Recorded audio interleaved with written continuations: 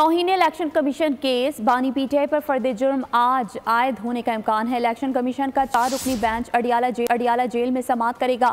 फवाद चौधरी पर भी फर्द जुर्म आयद की जाएगी। मजीद तफसीलात जानेंगे अकील अहमद से। जी अकील, बताइए।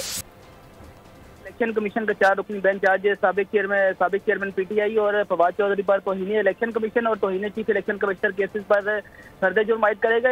आज 11 बजे का टाइम दिया गया था इलेक्शन कमीशन की जानिब से अडियाला जेल में समाअत के लिए। तो इस हवाले से मेंबर निसार दुरानी की सरबराही में इलेक्शन कमीशन का 4 रुकनी बेंच इस वक्त अडियाला जेल पहुंच चुका है। इन कैमरा ये समाअत हो रही है और इलेक्शन कमीशन की जानिब से जो कॉर्डिनेंस जारी की गई थी उसके मुताबिक आज साबिक चेयरमैन पीटीआई और फवाद चौधरी पर तौहीन इलेक्शन कमीशन और चीफ इलेक्शन कमिश्नर केसेस में फर्द जुर्म बाज़ाब्ता तौर पर आयद की जानी थी। तो इस वक्त अडियाला जेल में बाज़ाब्ता तौर पर कार्रवाई जारी है। ठीक है, इन कैमरा समाअत जारी है। तफसीलात बता रहे थे अकील अहमद, आपका बहुत शुक्रिया। सब्सक्राइब करें और बेल दबाएं ताकि कोई खबर रह न जाए।